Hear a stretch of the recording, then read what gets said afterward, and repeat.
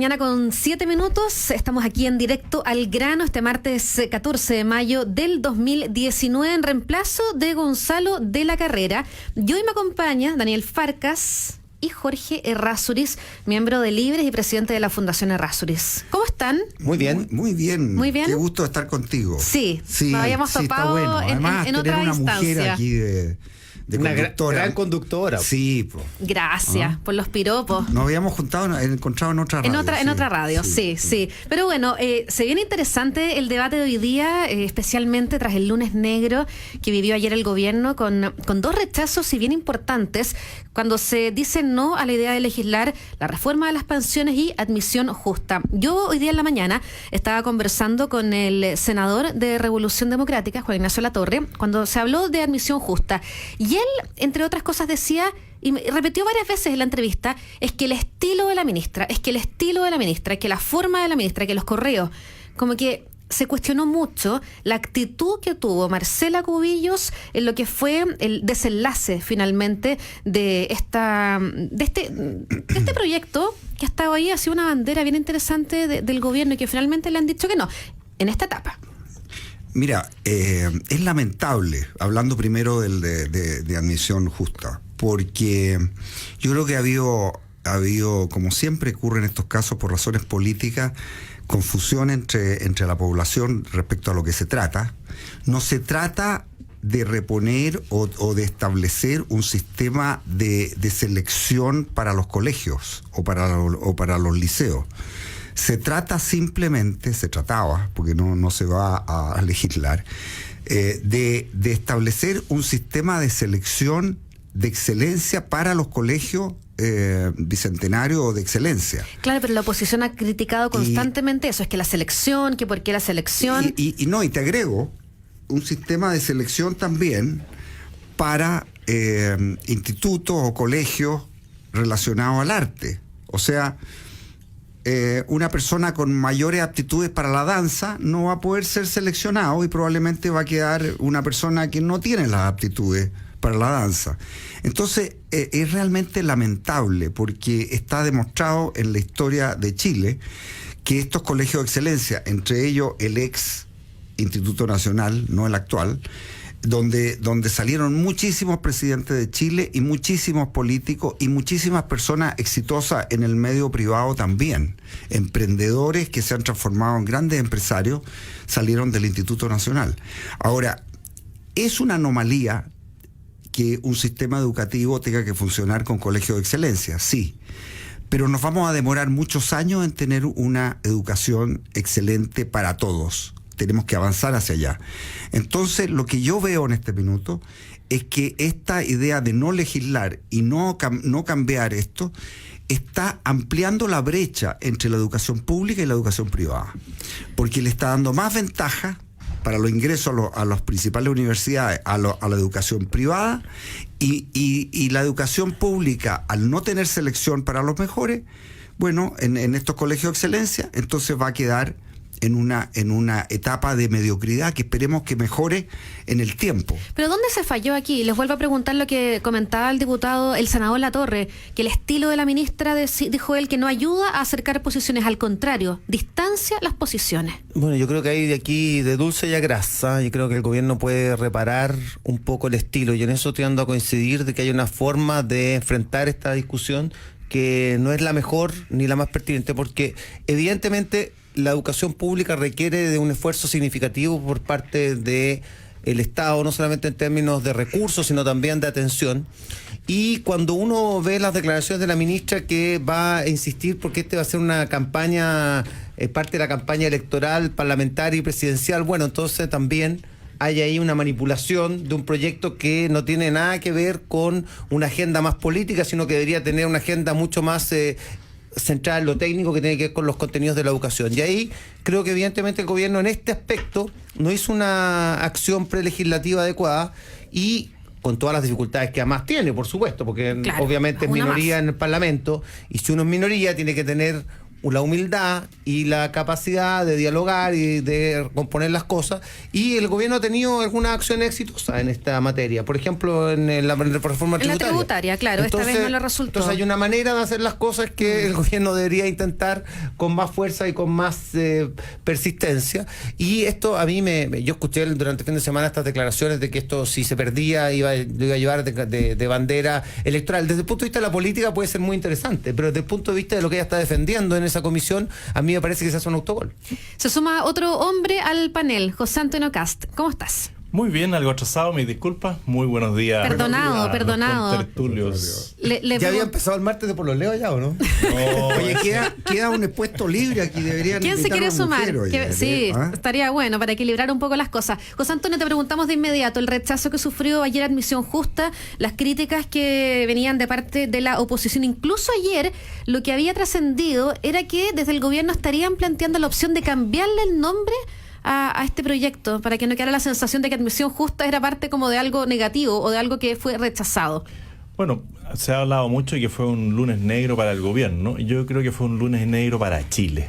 Y creo que el gobierno hizo lo que tenía que hacer, y yo al menos en esto estoy con la política que ha llevado adelante la ministra de Educación, Marcela Cubillos. Creo que ella ha sido muy directa, muy transparente en lo que quiere, develando el desastre que hay en la educación hoy día y que se vive en las regiones, porque muchos de los que ayer legislaron no saben lo que está pasando en regiones después de que le quitaron los patines a los jóvenes. Porque aquí el ministro Izaguirre en su momento dijo, le vamos a quitar los patines a los que lo tienen, y eso produjo un descalabro a nivel educativo y también de lo que era el sistema particular subvencionado. Y hoy día hay muchas familias de clase media que se ven enfrentados a que su colegio, que era particular subvencionado con una matrícula, por ejemplo, de 90.000 pesos, ese colegio pasó a ser particular y le subió la matrícula a 300.000 pesos. ¿Y eso se dice ahí por parte de los parlamentarios que votan en contra? No. Se dice que los liceos emblemáticos están siendo destruidos por la mala calidad de la educación, fruto de la violencia que se vive al interior de su establecimiento. No se dice. ¿Qué le pasó a la Institución Nacional? Sigue en paro, sigue la violencia. He tenido un montón de problemas esta semana en el Instituto Nacional. Y eso, sí. Una de las buenas normas que aplicó el gobierno y que llevó adelante con la misma fuerza fue aula segura. También hubo amagos de oposición, es decir, no vamos a poner aula segura, vamos a hacer aula democrática. Y la ministra impuso su criterio. Yo creo que aquí es bueno que saquemos al pizarrón a los parlamentarios de la oposición y que la gente se vaya dando cuenta de quién es quién. Aquí el gobierno lo que quería era mejorar un sistema que es compartido por muchas personas entendidas en educación, que valora el mérito, valora el esfuerzo de los jóvenes de llegar a la educación media, que el otro proyecto borró de un plumazo. Y también quiere enfrentar una situación que le viene a la región metropolitana, que es la famosa tómbola. Y ahí los quiero ver. Cuando los problemas que han habido a nivel de regiones son importantes, Santiago puede verse expuesto a una especie de colapso, porque la gente va a postular a ciertas escuelas y no va a tener cupo. Así que yo sigo la línea de la ministra y ojalá lo presente una y otra vez, porque cada vez que llegamos aquí al consenso, me da lo mismo el nombre, yo lo mantendría. Porque aquí Daniel decía, no, en tributario lo hicieron bien. ¿Bien para quién? Bien para nosotros, Chile, po. No, porque tomando en cuenta la opinión de que las lo que pequeñas hablaba empresas. Daniel es que en el fondo lo que No, hizo bien fue el diálogo. Chile eligió un gobierno de Sebastián Piñera que dijo que iba a bajar los impuestos. Pero, José Antonio, eso es lo que eligió Chile. pero, y después José, llegamos con un proyecto de reforma tributaria pequeñito al Congreso parlamentario y se empieza a negociar. Y sabe mejor que nadie que lo que se trata en el Parlamento justamente es de llegar a consenso y tomando la opinión de todos. Y cuando uno es minoría, hay una realidad. Cuando uno es minoría tiene que tratar de llegar a y acuerdo. yo lo que digo es que cada vez que llegamos a consenso gana la izquierda. Pero hay un problema real, y es que el Parlamento, tenemos un sistema presidencial donde se elige al Parlamento y al presidente, y sale el presidente Piñera, y las dos, y el Congreso completo, las dos cámaras de senadores y de diputados, hay mayoría de la oposición. Lo que se está viendo es obstrucción. Ahora, ¿qué hace un gobierno frente a la obstrucción? Porque en teoría esa obstrucción podría seguir permanente. Ahora vienen otros proyectos, ¿no es cierto? Viene el proyecto de la discusión de salud, la modernización laboral, entre otros. Modernización laboral, entre otros. ¿Y qué hace un gobierno si el Parlamento, por ser de oposición, obstruye todo? ¿Qué hace? Yo vuelvo a lo que decía Daniel. En la reforma tributaria la actitud fue de diálogo y finalmente ¿cuál fue el resultado? tener los votos. Ahí había un DC que finalmente dijo que sí. Para legislar. Para legislar, Para exactamente. legislar. No sabemos todavía en qué va a terminar. No le Pero queda otra al recordémosle a gobierno nuestros que auditores dialogar. Que legislar significa aprobar en general un proyecto de ley, pues significa avanzar en una Mira, manera y después una se puede- forma de entender la realidad. Después Porque- se puede rechazar todo. O sea, y de hecho, en este caso que se rechazó en las comisiones por 7 votos contra 6, en ambas comisiones, se rechazó legislar, los proyectos van al Congreso y se va a decidir en la Cámara nuevamente. A mí me O sea, cuesta entender cuando se rechaza la idea de legislar. Hay una segunda oportunidad. Esa parte me cuesta entenderla. Sí, Pero recién el déjame primer hacer paso. solamente un sí. punto con respecto a eso. En el gobierno pasado, cuando nosotros intentamos hacer la reforma a las pensiones, también la derecha, legítimamente, por supuesto, también votó en contra de la idea de legislar. Con el argumento, en ese momento, de que la idea de legislar implicaba que efectivamente se aprobaba en general el proyecto. Lo que es relativamente cierto, porque efectivamente sí se avanza en ello. Y yo creo, yendo al tema de las pensiones, que también aquí yo hago mea culpa porque yo creo que sí hay que legislar, pero también, a contrario census, veo que no se mide con la misma vara. Es decir, cuando lo hago yo, está mal, está bien. Cuando lo hace el otro, está mal. Es decir, cuando pudimos haber avanzado en un proyecto que, a mi juicio, no solamente legitimaba un sistema de pensiones con capitalización individual, sino que además era una alternativa muy interesante porque involucraba al Estado de una manera inteligente para que las personas pudiesen tomar opciones, la derecha dijo no. Y yo creo que ese fue un error. Fue un error. Y hoy día creo que evidentemente espero que en la sala se reponga, porque yo creo que sí es bueno avanzar en la idea de legislar. Estoy de acuerdo contigo. Yo creo que rechazar la idea de legislar es muy complejo, pero sí involucra, y eso es importante para nuestros auditores, la aprobación en general de un proyecto. Es decir, obviamente tiene una implicancia.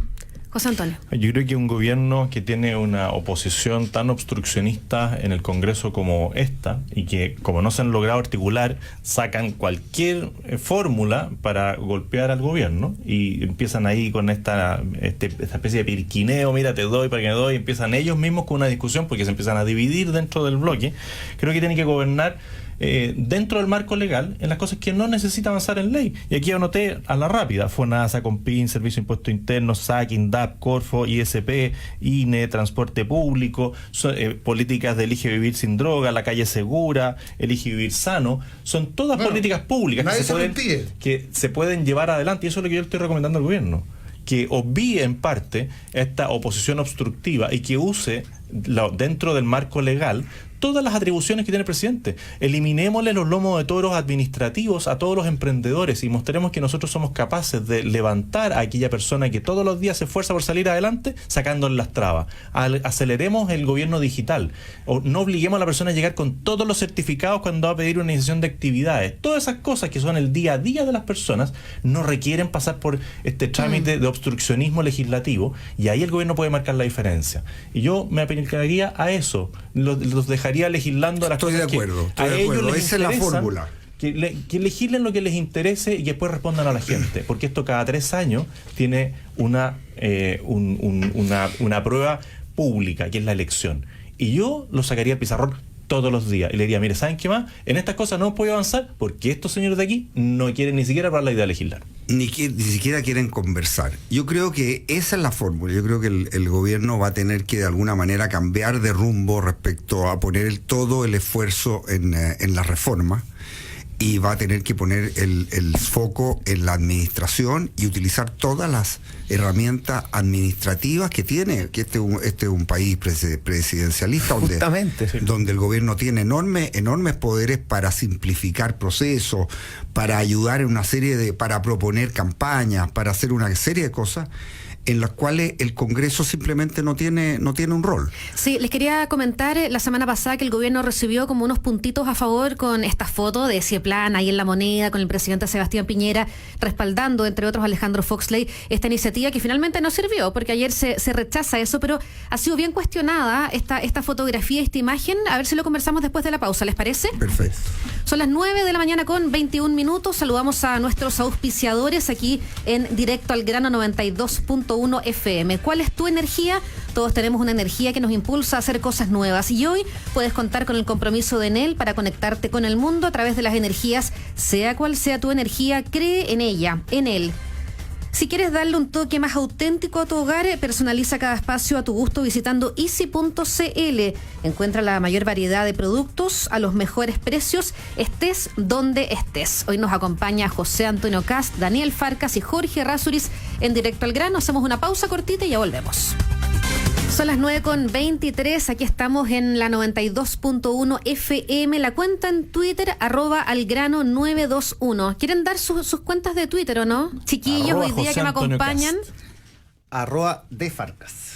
@Jorge Errázuriz seguido. Listo. Son nuestros panelistas que nos están acompañando el día de hoy analizando la actualidad, este lunes negro que vivió el Ejecutivo, pero también, y lo comentábamos al inicio del programa, Yo voy a corregir. ¿Qué Día pasó? Negro de Chile. ¿Por qué Día Negro de ¿por qué Chile. decir que el Día Negro del Ejecutivo? Sí, No, porque el Día Negro rechazaron para dos Chile. propuestas del Ejecutivo. Claro, Bueno, pero la visión... de ese problema vamos a sacar una oportunidad y vamos a demostrar quiénes generaron esa oscuridad.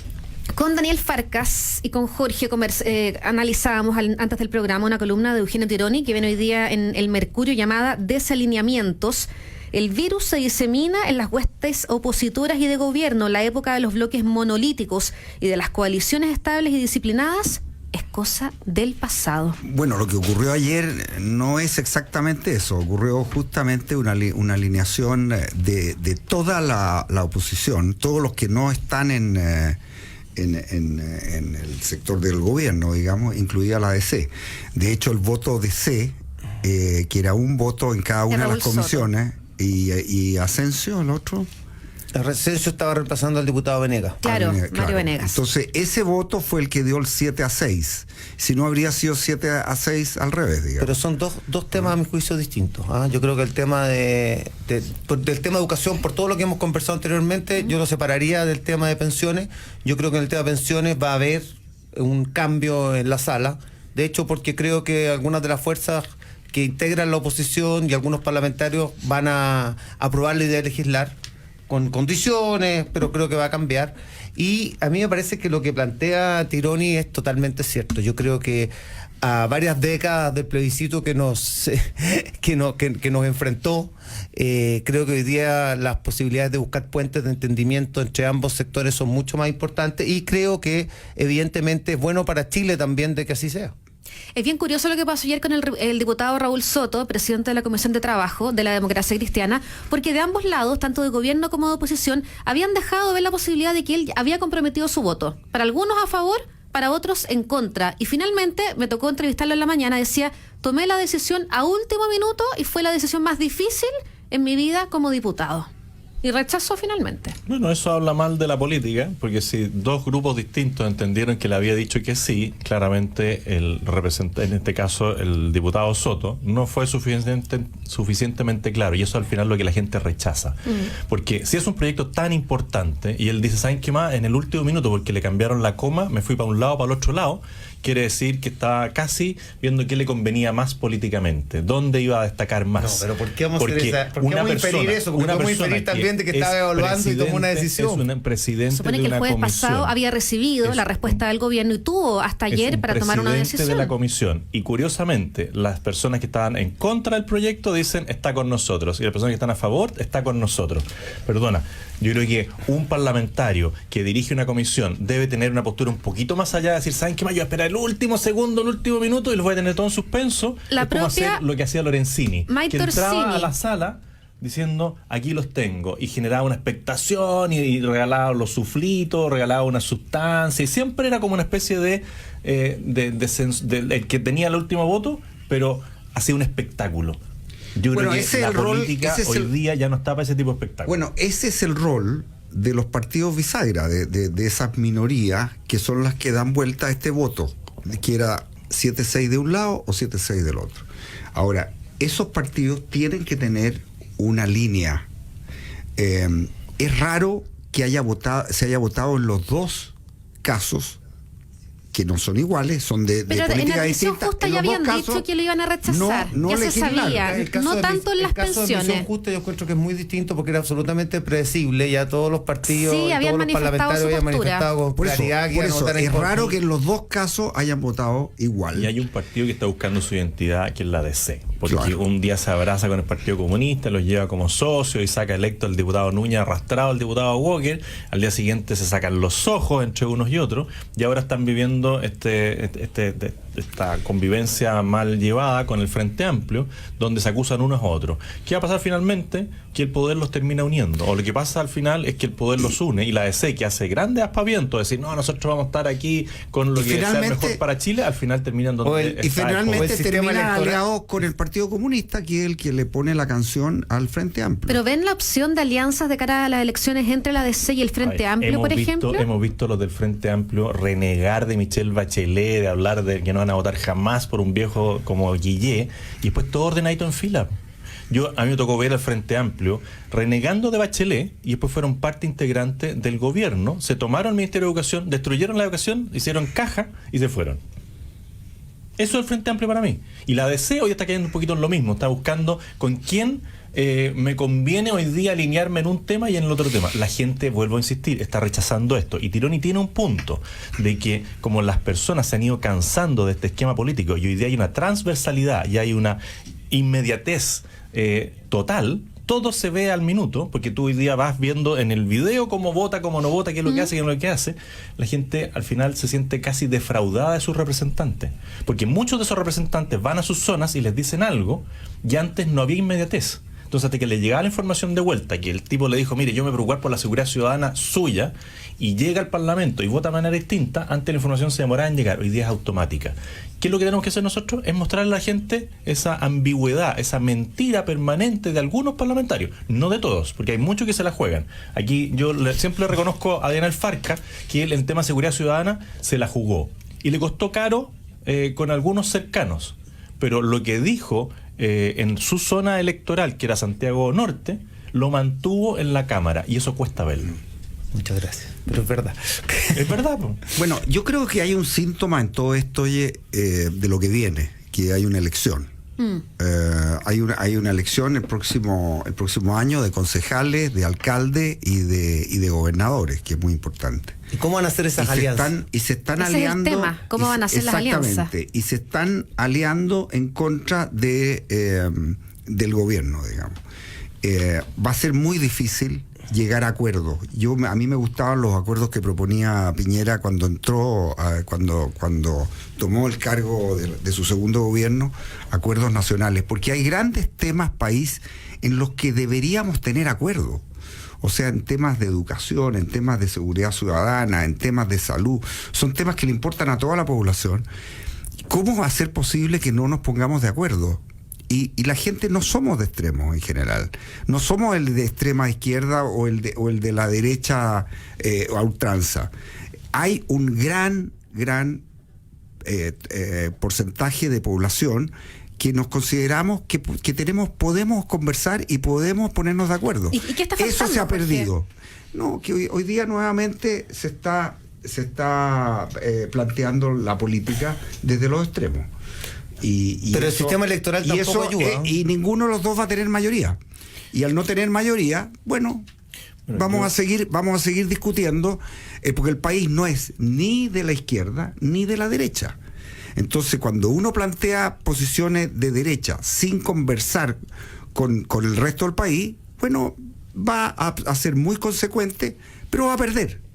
Este país ha tenido gobierno de centro derecha solamente en 2 oportunidades, con Piñera en 1 y 2 y con Alessandri. Alessandri sacó un 30 y tantos %.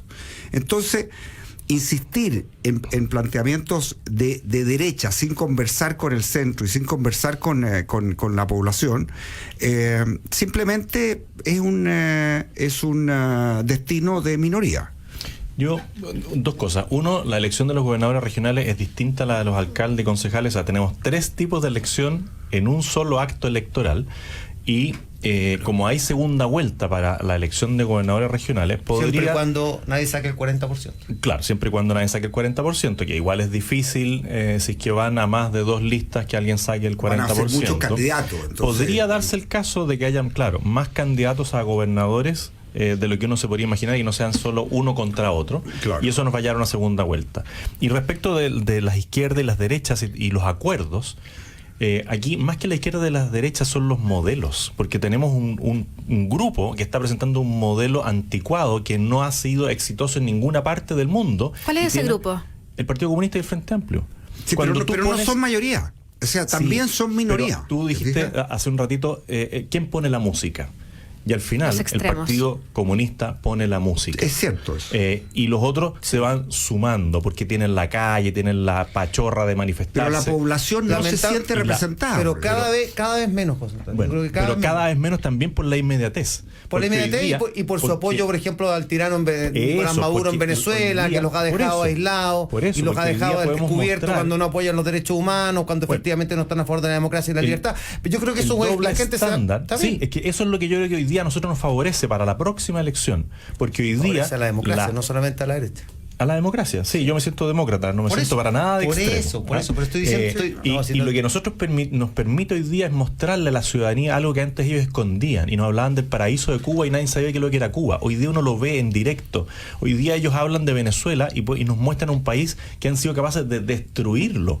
Bueno, es lamentable por los venezolanos, pero para el resto de las democracias es un ejemplo vivo de lo que quiere ese modelo. Y con ese modelo, a mí al menos lo que me tocó debatir en el Congreso, no se puede llegar a acuerdo. O sea, yo no puedo llegar a acuerdo en educación con tipos que hablan en contra del mundo universitario privado y tienen ellos la Universidad Arcis. Porque a la gente se le olvida que el Partido Comunista era fundador y promotor de la Arcis, la quebró la universidad, destruyó la vida de jóvenes, de administrativos. Y ahí está el Partido Comunista. Y siguen como si nada, y van a pontificar, y van a la Contraloría a reclamar respecto a este gobierno, cuando ellos tienen tejado de vidrio aquí en Chile y en todo el mundo. Pero la gente los vota. Con un porcentaje ínfimo. El Partido Comunista marca entre el 5 y el 8% cuando les va bien. Aprovechan las alianzas, se enquistan en los lugares, como pasa, por ejemplo, en Recoleta. En Recoleta salió con un 29%, la elección, votó solo el 29% del padrón electoral. O sea, Jadwe salió electo quizás con el 15% del padrón electoral. Ya, pero eso es responsabilidad de todos nosotros también, porque bueno, estamos trabajando para usted, creciendo en las redes sociales y mostrando quién es quién. No, pero si no, es un problema de la democracia en Chile. Yo creo que tenemos problemas de representatividad y eso es cierto. Cuando la gente no acude a votar, y no acude a votar por responsabilidad nuestra. Yo hablo de la política, porque obviamente no hemos sido capaces de convencer a la ciudadanía y sobre de que todo puede a los marcar... jóvenes, los jóvenes que participen. Bueno, yo puedo decir que al menos en las redes sociales de Acción Republicana la mayoría es gente joven y hay un cambio importante en la manera que ellos enfrentan la política. Pero una cosa son las redes sociales y yo creo que lo otro es en la práctica. Acuérdate cuánta gente participó en la elección de Revolución Democrática, que es uno de los partidos que se dice participativo, protagónico, y mucha red social, pero a la hora de votar... Porque no son consecuentes. Ayer supimos del chiquillo que tenía a cargo la juventud y que estaba en la universidad... Adolfo Ibáñez, encargado de la juventud, que debe haber sido uno de los que estuvieron arriba tratando de funarme y que tenía una corredora de apuestas ilegal en el tenis. O cuando alguien dice rebajémosle los sueldos a los parlamentarios. Bueno, Revolución Democrática hizo una declaración pública, o sea, esto no es cuento, es cierto. Y lo directivo es que dice Directiva Revolución Democrática, no pone ni un nombre, o sea, nadie de los que estaban ahí quiso decir quiénes eran la directiva, pone una cosa genérica y abajo Directiva de Revolución Democrática. ¿Quiénes son? Bueno, digamos los nombres de quiénes son. Ustedes habían nombrado a Daniel Jadwe, el alcalde de Recoleta, y ¿saben el anuncio que hizo? Reducir la jornada laboral para sus trabajadores municipales a 40 horas a la semana, a mensuales, perdón. ¿Qué les parece? Yo hubiera sido él, la reduzco a 35. Mira, eso es la posición. ¿Quién no quiere ganar lo mismo y trabajar menos horas? ¿Y por qué no 20? ¿Y por qué no? Claro, hagamos una... Oye, es que... pero me refiero, cuando uno... Ese es el populismo. Lo que yo me pregunto es qué pensará el ciudadano de Recoleta, algunos de los cuales conozco porque era el distrito que tenía al lado, por lo tanto cruzando con Chalí, nos tocó defender cuando Jadwe quería destruir y destruyó finalmente un parque para construir encima un jardín infantil que lo puede haber construido en cualquier lado. Pero bueno, la verdad es que el populismo no tiene límite. Y efectivamente los que más perjudicados van a ser los usuarios de los servicios de Recoleta, por supuesto, por si la gente trabaja menos horas, obviamente puede dar un servicio de menor calidad. O le va a salir más caro, porque alguien va a tener que o va a tener que contratar más amigos de él para los cargos que hay que suplir. Porque bueno, pero al final eso el es municipio baja tiene de que funcionar productividad. igual. Pero primero hay que decir las cosas por su nombre, porque los municipios tienen gente por estatuto administrativo donde él no puede hacer ningún cambio, y la Contraloría ya le dijo en una respuesta muy veloz, curiosamente Contralorito, ¿cómo se llama el monito ese que tienen? Contesta muy lento cuando se le hace una consulta respecto de un ministro y dice, estamos analizando, los hechos son graves, necesitamos tiempo. Un amigo mío le preguntó por esta situación y le dice, no, esto es muy sencillo, en estatuto administrativo no puede hacer nada y lo otro es ley del trabajo. Entonces, él lo que dice, el anuncio, le va a tocar solamente a los funcionarios de las corporaciones, a los funcionarios regidos por el Código del Trabajo. Claro, pero no dice las cosas por su nombre. Porque el no Código dice del las Trabajo cosas... dice con un máximo de... Por eso, pero él dice, mis funcionarios municipales, los principales funcionarios municipales son los de planta. Entonces, el anuncio que podría haberse entendido que era para los funcionarios municipales, no lo es. Es para los contratados en base al contrato de trabajo del Código del Trabajo. El tema de la reducción de horas de trabajo es una aspiración de cualquier persona que trabaja. Pero el concepto que hay que meter, digamos, que hay que vender, es la productividad. Si una persona es capaz de hacer su trabajo en menos horas y mejor, no hay ningún problema con el número de horas. Yo creo que en el mundo de hoy, con flexibilidad, donde se hace el trabajo fuera de la oficina, etcétera, las horas no es el tema es la productividad. Claro. Y ahí viene la propuesta del gobierno de flexibilidad laboral. Exactamente. Entonces lo populista es decir, usted gana lo mismo y por trabaja, hacer lo mismo y trabaja menos horas. Simplemente. No alcanzar a hacer lo mismo. No va a alcanzar. El punto es que si fuera por objetivos, como dice Jorge, yo tendría toda la posibilidad de apoyarlo porque me parecería muy lógico. Es decir, si alguien va a realizar en menos horas lo que efectivamente hoy día realiza en 45, lo va a hacer en 40, bienvenido sea. Ojalá en 35. Oye, a mí me ha tocado un caso directo, no lo voy a dar con nombre, pero una persona que trabajaba de secretaria nuestra en el banco, era extraordinariamente eficiente. Y un día nos dijo, mira, yo tengo hijos y me gustaría trabajar menos horas. Y era tan eficiente que le dijimos, mira, no hay ningún problema, y puedes trabajar de la casa y menos horas, y va a ganar lo mismo. Pero tenemos que tener la prueba de que va a producir igual. Y lo hizo. O sea, yo he visto que personas que tienen el concepto de que lo que importa es trabajar, como los alemanes, en Alemania, cuando se trabaja, no se habla de fútbol, no se meten a Facebook, no se meten a Twitter, nada. Bueno, si una persona que trabaja en Chile tuviera esa idea de trabajo, no habría ningún problema con las horas. Nos han llegado una cantidad de comentarios al Facebook del debate que hemos tenido hoy día, que está demasiado bueno. Tenemos que hacer una pausa. Vamos a estar leyendo algunos de los comentarios y ¿les parece que a la vuelta los leamos algunos? Sí. ¿Sí? De todas maneras. Ya. Son las 9:40 ya. Avanza rápido la mañana. Entra a easy.cl y sorpréndete con toda la variedad de productos para renovar tu hogar al mejor precio. Estamos aquí en Directo al Grano, @InstaAlGrano es el Instagram, y en Twitter algrano921 y en Facebook Live para que nos busques ahí como Radio Agricultura. Pausa y volvemos. Agricultura, seguimos Directo al Grano con Gonzalo de la Carrera. La mayor parte de los comentarios es que qué buenos invitados hoy día, qué buen panel. Así que se agradece. Mandémosle saludos Bueno. al que nos convidó aquí. No, Gonzalo totalmente. de la Carrera, Gonzalo de la Carrera. No, yo Dudo que creo nos que esté escuchando, no, en todo que esto caso. se vea que estás tú en vez de Gonzalo. No, nada que ver eso. Yo creo que sí nos está escuchando. ¿Tú crees que sí? Sí, mandé por el saludo. Sí, Ya. saludos, Gonzalo. Nos irá a traer un regalito, ¿no? Yo creo. No. Está muy preocupado. Los minions, sí, está súper preocupado los regalitos. Yo hoy quería aprovechar de que comentemos, bueno, hay varias cosas, lo del INE y lo de Dora Lucich. Lo del INE. Lo del INE es muy grave. Vamos con eso. Es muy grave. Mira, yo soy economista y hay una cosa que es clave en economía y en administración, que es la fe pública en los datos de estadística. Ya hemos tenido problemas con el censo, ¿no es cierto?, que se ha afectado la fe pública, pero el INE es como la base. El Banco Central toma decisiones de política monetaria basado en los datos del INE. Y el dato concretamente de inflación es la base de la del reajuste de la UF. Hay arriendo en UF, hay crédito en UF, hay depósito en UF. En Chile la UF es como otra moneda. Si esa moneda es manejada a dedo, es tan grave como lo que ocurrió en los mercados internacionales cuando se descubrió que manejaban a dedo la tasa LIBOR, que es la tasa interbancaria internacional.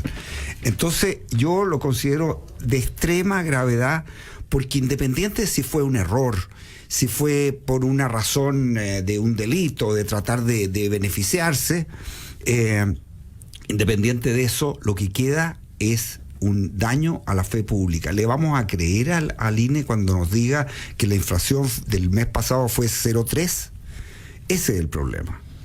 Yo creo que esto va en la misma línea de decir que esto es muy grave, pero de nuevo, hay una oportunidad. Veamos el elefante blanco que es el INE. En un Estado que debiera ser un Estado moderno, un Estado pequeño, austero, eficiente, no se entiende que haya muchas de las cosas que se hacen en papel todavía y donde tú le endosas la responsabilidad a las personas a las cuales tú le deberías estar dando un servicio. Yo los invito a ver la cantidad de solicitudes de respuesta a encuestas que hace el INE para saber todo lo que hacen las personas, siendo que ellos tienen toda la información, porque tienen conexión con impuestos internos, tienen conexión con aduanas, tienen conexión con todos los servicios que yo le mencioné en intertanto. Ellos podrían saber todo y no endosarle la responsabilidad de las personas. Entonces, ¿qué pasa muchas veces cuando hay exceso de personal? Se produce corrupción. Y cuando no hay control digital, porque hoy día muchas de las cosas hoy día pueden quedar traqueadas, o sea, uno puede hacerle el seguimiento de quién hizo qué, en qué momento, salvo cuando hay muchos papeles y cuando hay muchas personas. Y ahí de nuevo tenemos que modernizar el Estado, porque si no empieza el tráfico de información. Y hace unos 3 o 4 años atrás vimos cómo funcionarios de línea le vendían información de un sector de la producción a otro, porque era la competencia desleal, donde, de nuevo, la corrupción se instaló también en el INE y un tipo hacía encuestas de un área de servicios y se la vendía a la competencia. Eso es lo que hoy día se puede llegar a enfrentar con esta denuncia. Es decir, ¿saben qué más? Aquí el INE colapsó en su manera de actuar. Yo creo que es cierto eso, y que si hay un sector que se puede modernizar sin necesidad de proyectos de ley, es el INE. Pero hay un proyecto de ley. Y sí, que yo creo que hay puede un ser, proyecto yo creo que desde puede ser marzo, desde marzo que está ahí esperando. Y hay un pero proyecto de ley incluso, pero yo creo incluso que si se niegan a legislar. No, que no se van la oposición no se va a negar a Oye, legislar, sí, porque además yo veo que uno hay una nunca sabe posición con esta oposición. obstruccionista, pero porque fue un gobierno, incluso es muy parecido a lo que planteó la presidenta de pero Chile en su supongamos minuto. que no, pero si hay un sector, a lo que voy es que si hay un sector donde sí se puede aplicar inteligencia artificial y poca injerencia de personas, es en el tema de estadística. La recolección de datos no tiene por qué ser una cosa manual. Hoy en día existen todos los sistemas para que sea una recolección tecnológica y aplicar inteligencia. Pero Jorge, yo creo que estaríamos de acuerdo en avanzar hacia un sistema en donde el INE fuera una especie de entidad autónoma más parecida al Banco Central, guardando las proporciones. Sí, porque evidentemente hay un problema de fe pública, y además este no es el primer problema que tenemos con el INE. Exactamente. Sí, esa es la verdad. Sí. Lo tuvimos con los datos del empleo, lo hemos tenido con una serie de otras estadísticas que se entregan, y el problema del INE no es solamente que afecta a determinadas personas, sino que nos afecta a todo, afecta a la economía y finalmente termina afectando a los más pobres, porque evidentemente si hay una diferencia de 50 pesos, que es lo que entiendo ahí en la UEF hoy día, eso significó que muchas personas pagaron de más o pagaron un costo mayor por sus dividendos, por sus préstamos de consumo, etcétera. Y yo creo que aquí claramente hay un problema más de fondo, claramente. Es un problema de burocracia total. Cuando tú ves esa cantidad de funcionarios llenando papeles, exigiéndole al contribuyente que le haga la pega, porque además mandan estas solicitudes de informe y son gigantescas, con la agravante de que si tú no cumples con lo que ellos te piden, te sancionan legalmente, porque hay una sanción administrativa para el que no cumple con contestarle las famosas encuestas, siendo que ellos tienen toda la información en sus manos. Y ahí tú dices, bueno, ¿cómo no vamos a ser capaces de achicar el Estado? ¿Cómo nos vamos a poner de acuerdo en decir, saben qué más, aquí no vale la pena tener más operadores políticos, más apitutados, más parientes metidos, porque eso está transversal? No es atribución de un sector político, pero hay una gran oportunidad ahora para... Qué bueno que lo diga diente. José Antonio, porque yo creo que eso es súper importante, la transversalidad aquí de la operación política, que siempre ha sido achacada más bien a... No, aquí la transversalidad de los operadores políticos es algo que hay que empezar a instalar sobre la mesa y hay que empezar a decir quiénes son los que tienen parientes en el Estado. Yo no digo que en el INE estén, pero sí esta es una gran oportunidad para arreglar lo que es pueden haber parientes INE. que están ahí por sus propios méritos también. Mira, generalmente los parientes aparecen cuando sale electo un diputado, un senador, cuando aparece electo un alcalde. A la familia le empieza a ir bien. Vamos con algunos comentarios en Twitter. Pilar Opaso dice, excelente consejo al gobierno hace José Antonio Kast. De hecho, el gobierno no se puede paralizar ante la obstrucción de la izquierda. Javier Moroni dice, cuando el obstruccionismo ideológico se impone en el Congreso no se puede avanzar. ¿Qué se puede hacer? También dice Javier Manuel, se está cumpliendo el grito de guerra de la ultraizquierdista Pamela Giles, todos contra Piñera. Eso es lo que hablábamos en el primer bloque. Preguntan por Gonzalo de la Carrera. Bueno, vuelve en 2 semanas más para las viudas y viudos de Gonzalo. ¿Estará al sol? Sí, está jugando, haciendo deporte. No se preocupe. Juan Carlos dice, ¿por qué los parlamentarios pueden elegir no trabajar y de legislar en vez de revisar proyectos de gobierno? No se les puede acusar de abandono de deberes. Algunos de los comentarios entonces que nos están llegando aquí a nuestra cuenta en Twitter, y pasemos a escuchar la opinión de ustedes respecto a Dora Lucic, la candidata a la Corte Suprema, quien había partido relativamente bien, sin embargo, en el camino y con sus declaraciones y con algunas situaciones que han salido a la luz, está totalmente en duda. Y ahora el gobierno ha dicho, bueno, el Senado deberá tomar una decisión. Bueno. El gobierno tiene razón que el Senado tiene que tomar una decisión, pero esto devela de nuevo una mala práctica, que es ahora me toca a mí, ahora te toca a ti, y se iba haciendo un acuerdo político que algunos podrán decir no es razonable tener un acuerdo político, pero no se resguarda bien todo lo que es la fe pública, porque si yo voy a presentar un candidato, bueno, hoy día las condiciones que se le exigen al candidato son distintas a las que podían haber hace 10, 15 años atrás. Y eso requiere una hoja de vida completa de las personas, porque es ahí donde uno va a poder ver si la persona cumplió realmente con lo que está establecido para su cargo. Pero es función del Senado de, justamente, esto ocurre en Estados Unidos, ocurre en otros parlamentos en Europa, que se hace una presentación y el Senado hace las preguntas. Sí, pero aquí el Senado nunca ha hecho las preguntas adecuadas y ha sido la prensa la que hace las preguntas. Yo estoy de acuerdo contigo. Debiera ser el Senado. Pero qué mejor sistema que este, donde interviene el Ejecutivo, el Parlamento y el propio sistema judicial en la nominación de las personas que van a ejercer ese cargo. Bueno, pero todos sabemos que está, primero está cuoteado. Pero el problema es que vamos a ese punto, porque yo creo que el problema es que haya sensibilidades, yo creo que es positivo. Yo creo efectivamente que las personas tengan su opinión, porque no vamos a esconder que evidentemente las personas fallan en función del derecho, pero que tienen su sensibilidad y que tienen sus ideas, y en ese sentido que haya equilibrio en las distintas miradas dentro a mí no de la me Corte gustaría Suprema. que todos tengan una sensibilidad o de izquierda o todos tengan una sensibilidad. Bueno, el ministro de Justicia una vez lo dijo, todos los jueces son de izquierda, después se arrepintió. Eso fue al principio entrando ahí, claro. Yo como dicen, yo tampoco tengo problema que sean de izquierda, pero que apliquen la ley. Si el drama, muchas veces, que no se aplica la ley. Y en el caso de la jueza Dora Lucic, lamentablemente, se saltó ciertas disposiciones que están dentro del Código Orgánico de Tribunales. Ella no estaba inhabilitada para fallar algunas causas y las falló. Y eso es parte del historial. Yo comparto contigo, el Senado debería ser mucho más inquisidor cuando va a entrevistar a un candidato a un cargo tan importante como un miembro de la Corte Suprema. Oye, les recuerdo que en la Constitución del año 25, que duró hasta el golpe de Estado, hasta los embajadores tenían que pasar por aprobación del Senado.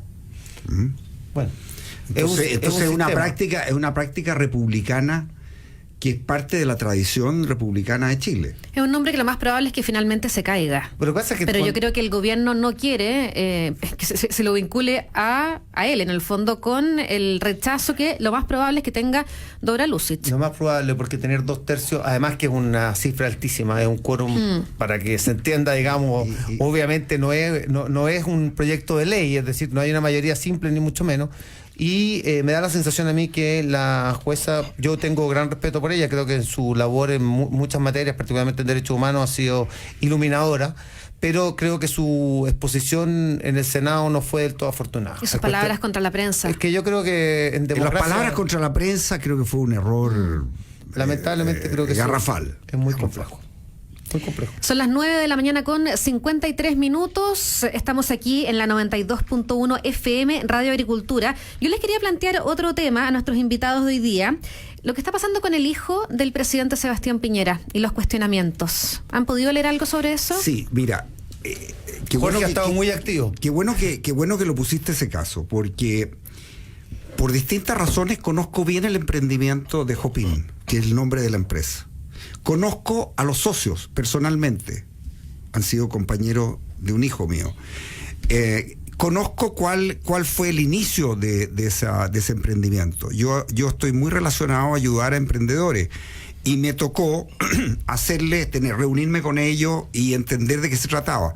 Les puedo contar que reunieron recursos entre varias personas y el propósito de Jopin era algo totalmente distinto a lo que fue variando. No tuvo éxito inicialmente y fue variando a un servicio, que es el servicio que le han vendido algunas municipalidades, en que a través de una aplicación del celular se les informa cuáles son las actividades en el municipio. O sea, es una relación directa del municipio con los ciudadanos del municipio. Eso es efectivo, que lo han vendido a algunas municipalidades. No es el único producto que tienen. Están establecidos fuera de Chile y han desarrollado productos fuera de Chile. El caso si no estuviera Cristóbal Piñera como uno de los socios, por supuesto no sería noticia. Claramente. Y lo que puedo decir es que él se fue el año 2015 a estudiar al MIT, se desligó totalmente y después donó a sus socios su participación, que era 7%, que era de un 7%. Entonces, realmente, a mí, por un lado, me da rabia, me da pena ver cómo se utiliza y cómo se tergiversa una información para atacar a jóvenes emprendedores que le ha costado mucho, que le han dedicado su vida a un emprendimiento, y se les ataca porque uno de los socios es hijo del presidente. Bueno, pero realmente Jorge, creo... Estoy de acuerdo contigo, pero también aquí hay un error de sensibilidad, creo yo, y yo teniendo gran respeto por el presidente lo digo, y también por sus hijos, pero yo creo que el hecho del viaje y todo fue del todo desafortunado. Pero ese es otro tema. No, bueno, pero es que al final sí es parte del mismo tema. Se han sumado las cosas, porque yo finalmente creo que evidentemente hay mala intención, y concuerdo contigo en que las cosas tienen que ser aclaradas y han sido aclaradas, pero que aquí esto nos deja una lección. Yo creo que hoy día el escrutinio, y un poco lo decía José Antonio antes también, es muy distinto al que era antes. Tanto para cuando una persona va a ser nominada como juez de la Corte Suprema, o una reelección parlamentaria, o una candidatura a cualquier cosa. Yo creo que evidentemente hoy día hay otros estándares. Y vamos a tener que legislar o vamos a tener que ordenar para que las cosas puedan hacerse de una manera distinta. Porque yo creo que aquí evidentemente se cometió un acto irracional, a mi juicio. Yo creo que nadie en duda la última opinión, se nos acabó el tiempo, de las José Antonio. capacidades del hijo del presidente y de que el emprendimiento es serio, pero nos deja la lección de que la familia tiene que estar cada vez más alejada del poder.